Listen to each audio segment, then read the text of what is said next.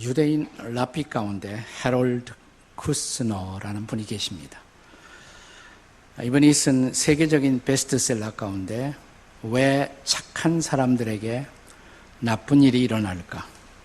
Why bad things happen to good people? 라는 그런 책이 있습니다.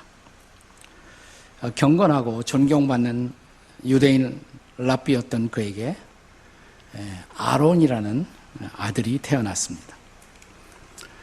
근데 그 아들은 생후 8개월부터 몸무게가 늘지 않고 돌이 지난 다음부터는 머리가 다 빠지기 시작했습니다. 3살이 되던 해 그는 선천적 조로증이라는 진단을 받습니다. 앞으로 키가 90cm 이상 크지 않을 것이며 머리는 계속 빠지는 노화 현상을 보이다가 10대 중반이나 후반에 사망할 것이라는 그런 진단을 받습니다. 랍비 쿠스너는 자기 자신을 향한 이런 질문을 던지기 시작합니다. 하나님, 내가 무엇을 잘못했단 말입니까? 나는 젊은 랍비이긴 하지만 당신의 뜻을 따르고 당신을 섬기기 위해서 랍비로 헌신한 것밖에 없는데 당신은 정말 사랑의 신이시며 공평한 신이신가요? 그때 그의 마음속에서부터 태어난 2가지 질문이 있었던 것입니다. 그 첫째는 why? 왜 그렇습니까? 어째서 이런 일이 생겼습니까? 우리 가정에 저에게 말입니다. 2번째 질문은 내 아들 아론은 어느 때까지 이런 고통을 이 땅에서 감내해야 되겠습니까? 얼마 동안이나? How long? 이라는 2개의 질문이 태어났습니다. 결국 아론은 그가 15살 되던 해 1977년 완전한 노인의 모습으로 투병하다가 사망하고 세상을 떠났습니다. 자기 아들이 세상을 떠난 후 4년 후에 자기 아들을 추억하며 그가 써내려간 책이 바로 세상에 큰 울림과 파문을 던진 이 책입니다. 왜 착한 사람들에게 나쁜 일이 일어날까? 구약의 하박국서도 동일한 2가지의 질문으로 시작이 됩니다. 왜? 어느 때까지입니까? 성경에서 하박국 선지자에 대한 정보를 얻기는 쉽지 않습니다.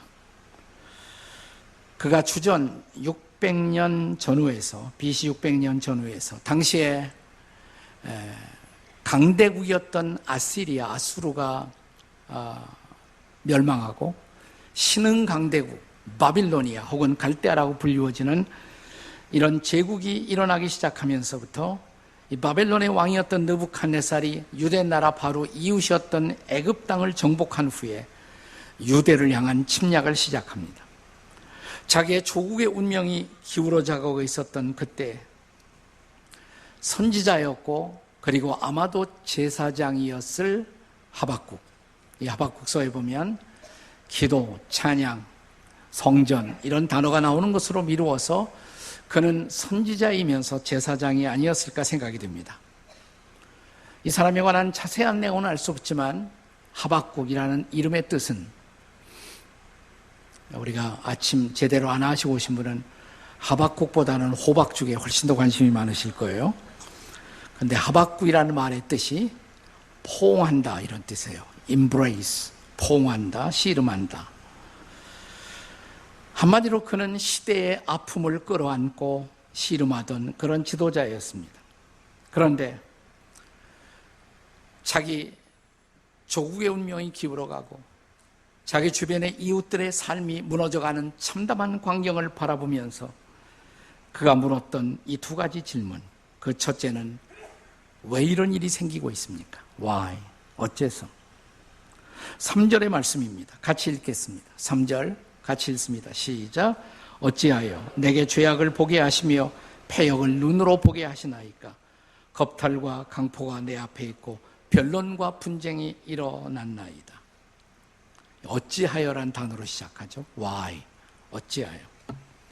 그리고 2번째 질문. 어느 때까지입니까? 이런 참담한 상황이 얼마 동안이나 이렇게 계속되어야 한단 말입니까? How long? 2절의 말씀을 다시 한번 읽습니다. 본문 2절입니다. 시작. 여호와여, 내가 부르짖어도 주께서 듣지 아니하시니 어느 때까지니까? 내가 강포로 말미암아 외쳐도 주께서는 구원하지 아니하시나이다. 자, 앞으로 한 6번에 걸쳐서는 하박국서를 함께 강해하려고 합니다. 네, 하박국 강해 이 첫 시간에 우리는 이 두 가지 질문을 함께 다루고자 합니다. 이 두 가지 질문이 지니는 불가해한 인생 고난의 세 가지 특성을 생각합니다. 이해하기 어려운 고난의 세 가지 특성은 뭘까? 그 첫째는 보편성입니다. 고난의 보편성. 고난을 만날 때 인간이면 누구나 이 질문을 하게 된다는 것입니다. 왜? 그리고 얼마 동안 제가 이렇게 견뎌야 합니까? 믿는 자나 안 믿는 자나 마찬가지죠. 그건. 우리가 예기치 않았던 고난을 맞이하게 되면 반드시 우리 안에서부터 태어나는 이 질문. 왜? 어찌하여 나에게, 우리 가정에게, 우리 일터에, 우리 민족에게 이런 고난, 이런 시련을 주십니까? 그리고 이어서 나오는 또 하나의 질문은 얼마나 더 견뎌야 합니까? 얼마나 더 우리는 참고 견뎌야 하겠습니까? 이런 질문을 가리켜서 우리는 고난의 보편성이라고 말하는 것입니다. 이 질문을 하지 않으면서 인생을 사는 사람은 아무도 없습니다. 또 이런 고난의 의미와 더불어 씨름하지 않는 종교는 없습니다. 모든 종교가 고난의 의미를 가지고 씨름하고 있습니다. 그래서 고난의 한 특성은 보편적이다라는 것입니다. 불교의 가르침에서도 인생은 고해다라고 말하지 않습니까? 불가의 교훈 가운데 보면 이런 이야기가 있어요. 어떤 여인이 자기의 사랑하는 아들을 잃고 몸부림치고 괴로워하다가 부처님을 찾아옵니다. 자기 아들, 내 아들 좀 살려달라고. 이때 부처님은 그러면 당신이 이 성중의 동네를 다니면서 죽음이 한 번도 지나가지 않은 집에서 겨자씨 한 움큼을 가지고 오면 당신 아들을 살려주겠다고 말합니다. 겨자씨 한 움큼을 구하는 것은 어렵지 않았겠죠. 근데 문제는 죽음이 지나가지 않은 집이 있었을까요? 결국 이 여인이 자기 아들을 살려내지는 못했지만 깨달은 진리는 뭘까요? 죽음을 경험하지 않은 사람은 아무도 없다는 것입니다. 그래서 결국 이 여인은 자기 아들의 죽음을 받아들이게 되었다는 말입니다.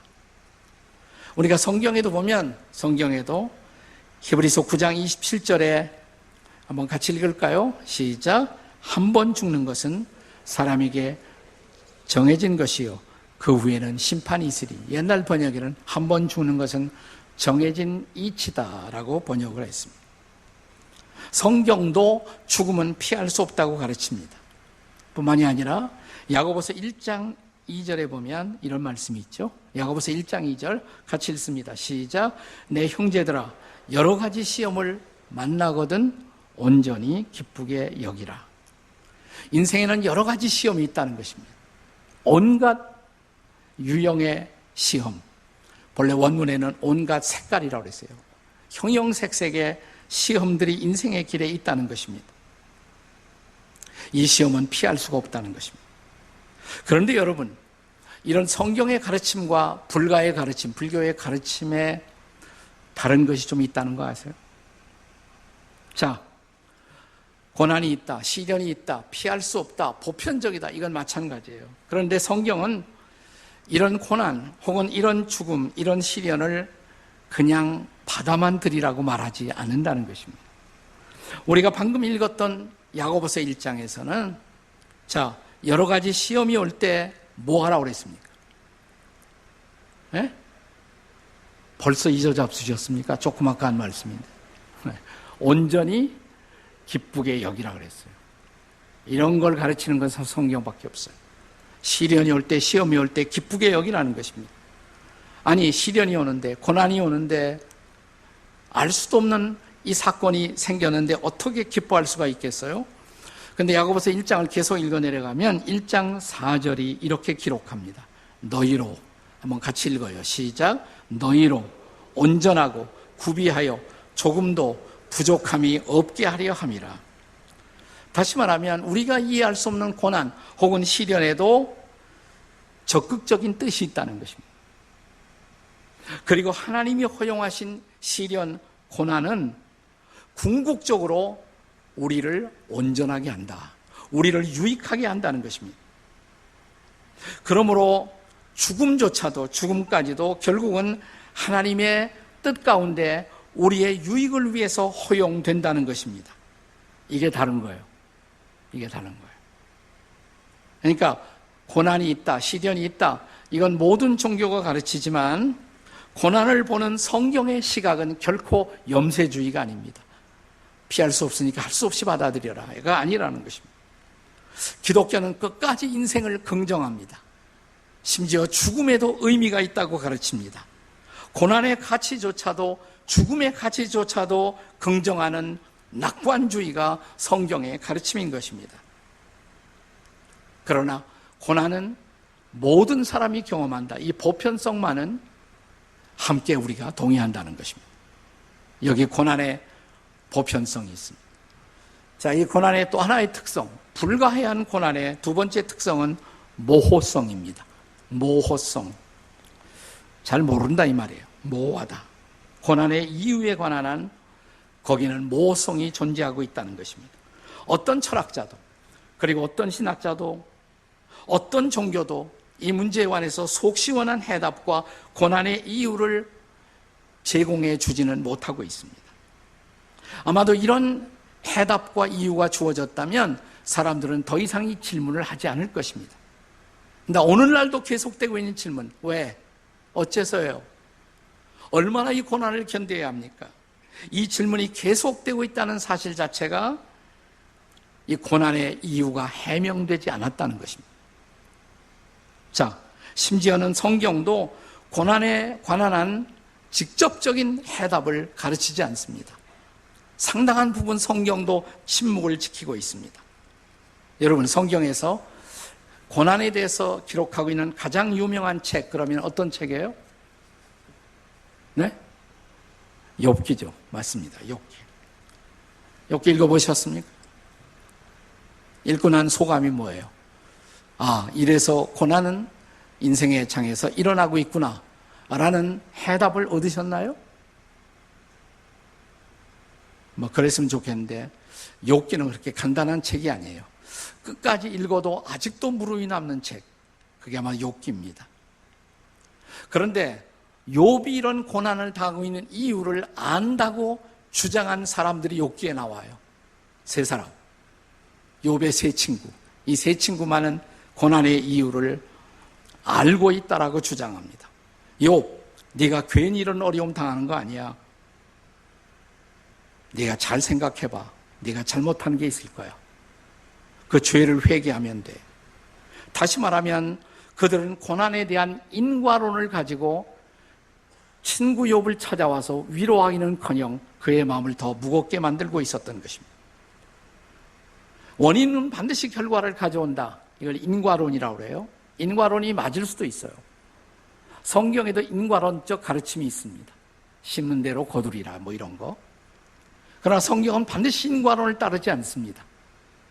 원인이 없이도 결과가 일어날 수 있다는 것입니다. 그리고 우리의 행위와 상관없이도 우리가 하나님의 은혜를 받을 수 있다는 것입니다. 성경은 율법을 존중하지만 성경은 율법주의가 아니에요. 그래서 기독교는 인과론이 아닙니다.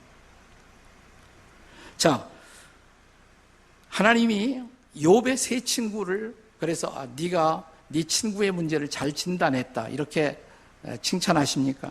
천만의 말씀이에요. 오히려 하나님이 세 친구를 야단쳤습니다. 욥은 끝까지 하나님, 저 사실 노골적으로 제가 잘못한 건 없잖아요. 저도 하나님 믿고 잘 살려고 노력을 했잖아요. 자기를 끝까지 변호합니다. 네, 맞아. 너는 잘못한 것이 없어. 또 하나님이 그렇다고 욥의 편을 들어주시는가? 그렇지도 않아요.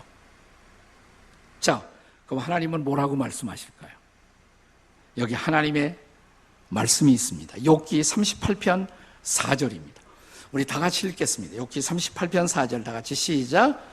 내가 땅에 기초를 놓을 때 네가 어디 있었느냐? 네가 깨달아 알았거든 말할지니라. 뭐 욥이 잘했다 못했다 내 책임이다 이렇게 말하지 않고 하나님이 이상하게 말씀하세요. 내가 말이야 땅에 기초를 놓을 때, 다시 말하면 우주를 창조할 때 넌 어디 있었니? 이게 하나님의 질문이에요. 네가 그걸 깨달아 알았으면 말해봐. 하나님이 왜 이렇게 말씀하셨을까요? 이런 얘기예요. 내가 창조자야. 너는 피조물이고 너는 창조자가 아니란 말이야. 네가 창조자가 아니기에 너의 문제에 대한 인간적 이해는 한계를 지닐 수밖에 없다는 말씀입니다. 여기 창조주와 피조물 사이에 질적인 심연의 괴리, 이 괴리 때문에 고난에 대한 인간의 이해는 한계를 가질 수밖에 없다는 것이에요. 더 쉽게 말할까요? 우리가 모르는 것이 있기 때문에 우리는 피조물이고, 우리가 모르는 것이 있기 때문에 우리는 인간이에요. 다 안다. 난 다 알아. 이건 나는 인간이 아니다 이 말이에요. 동의하십니까? 그럼 옆에 사람에게 모르는 건 모른다고 인정하세요 라고 한번 말해보세요. 시작. 모르는 것은 모른다고 인정하세요. 그게 인간이에요. 인간이에요. 네. 자, 이런 모성에 대한, 모의 가능성에 대한 또 하나의 성경적 이유가 있다면 그것은 하나님이 우리에게 선물로 주신 자유의 문제에서 비롯됩니다. 자유는 하나님의 선물이에요. 그런데 생각해 보세요. 누군가가 내게 자유를 주고 일일이 자유를 간섭한다면 그것은 더 이상 자유가 아니겠죠. 자, 하나님이 우리에게 자유를 주셨을 때 그 자유에는 이런 것들이 포함되어 있어요. 하나님이 우리에게 자유를 주셨을 때 그 자유는 하나님을 반역할 자유까지 포함된 것이에요. 그래서 C.S. 루이스는 하나님이 인간에게 자유를 주신 것은 하나님의 모험이다 이렇게 말합니다. 하나님을 반역할 수 있어요. 그 자유 때문에. 또 그 자유는 하나님이 우리에게 하시는 일과 또 하나님이 우리에게 할 수 있는 일의 한계를 스스로 만드신 것입니다. 자, 우리가 보통 하나님에 대해서 하나님은 전능하시다 이렇게 고백합니다. 하나님은 모든 것을 다 할 수가 있다. 이 말은 대체로 진리예요. 항상 진리는 아니에요. 하나님이 못하는 일도 있다는 거 여러분 아세요? 하나님은 하나님의 속성에 반대되는 일을 할 수가 없어요. 예를 들어서 하나님은 거짓말 할 수 있습니까? 없습니까? 하나님은 못해요. 그분은 진리이시기 때문에. 하나님의 속성과 반대예요. 하나님이 인간에게 자유를 주시기로 작정했을 때 거기에는 어떤 한계가 생기는 거예요. 어떤 한계가. 그래서 많은 경우 자유 때문에 일어난 어떤 고난을 우리가 경험할 때 그 고난에 하나님이 간섭을 안 하시고 하나님이 지켜보시면서 하나님이 침묵하시고 그러나 하나님께서 우리와 더불어 함께 고통만 하시는 경우들이 있습니다. 여기 고난의 모호성이 있는 거예요. 물론 예외가 있을 수 있어요. 기적이 일어나요. 그러나 기적이라는 것은 항상 일어나는 것이 아니에요. 그러니까 기적이죠. 밤낮 일어나면 기적이라고 안 그래요. 기적은 있을 수가 있지만 많은 경우에 우리는 캄캄한 고난의 밤을 이유를 알 수 없을 때 모르는 채로 걸어가야 하는 순간들이 있단 말이죠. 그때 하나님도 하나님 자신만이 아는 어떤 이유 때문에 우리의 자유를 간섭하지 않고 하나님이 침묵하시는 순간들이 있다는 것입니다. 이것이 모호성의 또 하나의 원인이라는 것입니다. 그러나 성경은 이런 고난의 이유가 영원히 모호하다 이렇게 가르치지는 않습니다. 그러니까 영원히 모르는 것은 아니에요. 고난은 영원한 신비가 아니에요. 그건 상당히 오랫동안 신비로 남아있을 수가 있어요. 하나님 왜 이런 고난을 주셨어요? 오랫동안 우리가 그 이유를 모를 수가 있어요. 그러나 영원히 모르는 것은 아니에요. 알 때가 와요. 드디어 알 때 옵니다. 세상 살다가도 알 때가 있고 깨달을 때가 있고 그러나 마침내 우리 모두가 알 때가 옵니다. C.S. 루이스는 그의 표현을 빌리면 그가 쓴 책의 제목인데 우리가 얼굴을 찾을 때까지, 영어로 Till we have faces, 우리가 마침내 우리의 진면목을 알 때까지, 혹은 우리가 그분의 얼굴을 볼 때까지, 그때까지는 모를 수가 있다 이 말입니다. 자, 사도 바울의 표현을 빌리자면 똑같은 진리가 고린도전서 13장 12절에 이렇게 기록되어 있습니다. 함께 같이 읽겠습니다. 시작. 우리가 지금은 거울로 보는 것 같이 희미하나 그때에는 얼굴과 얼굴을 대하여 볼 것이요, 지금은 내가 부분적으로 아나 그때에는 주께서 나를 아신 것 같이 내가 온전히 알리라. 아멘. 그때 가서 다 알게 된다 이 말이에요. 그때 비로소 우리가 이 세상에서 겪어간 말도 안 되는 고난의 이유를 우리는 분명히 알게 될 것입니다. 그러나 그때까지는 우리는 계속해서 왜? 어째서요? 얼마 동안이나 우리가 이 질문을 계속하며 살게 될 것입니다. 여기 고난의 모호성이 있습니다. 그러나 이것은 영원한 모호성은 아니다라는 것. 그때까지입니다. 우리가 주님 앞에 설 때까지, 그분의 얼굴과 얼굴을 맞대고 배울 때까지, 그때까지입니다. 그때는 알게 될 것입니다. 자, 이 불가해한 고난의 성격, 세 번째는 관계성입니다. 관계성. 그런데 처음 두 가지는 안 믿는 사람들에게도 다 적용이 돼요. 고난은 보편적이다. 다 동의하죠. 고난의 이유 모르겠다. 다 동의해요. 그러나 마지막 세 번째는 그리스도인들에게만, 하나님의 백성들에게만 적용되는 것입니다. 관계성. 다시 말하면 이 두 가지 질문에 중요한 전제가 있습니다. 그 전제가 뭐냐? 우리가 이 질문을 하고 있는 대상 하나님을 인정하고 있다는 것입니다. 우리는 하나님께 질문하면서 때로는 하나님께 불평하면서 하나님께 나아가고 있다는 것입니다. 그리고 그 하나님과 관계를 맺고 있다는 것입니다. 이것은 하나님의 백성들에게만 주어진 특권이죠. 하나님을 모르는 사람들은 똑같이 이 불평을 하지만 왜요? 왜 어째서 내가 이런 일을 당해야 돼요? 지금 누구한테 질문하는 거예요? 하나님 인정 안 하잖아요. 그건 허공을 향한 질문이에요. 그것은 자기 자신을 향한 질문이에요. 그렇다면 불완전한 존재인, 죄인의 한계를 지닌 내 자신에게 질문을 하는 한 해답을 얻을 수가 있겠습니까? 비록 오늘 본문에 하박국 선지자는 불평을 할지언정, 불만을 토로할지언정 그에게는 명백한 대화의 대상, 그리고 기도의 대상이 있습니다. 여호와 하나님이십니다. 자, 2절이 어떻게 시작했습니까? 본문의 2절 다시 읽어요. 시작.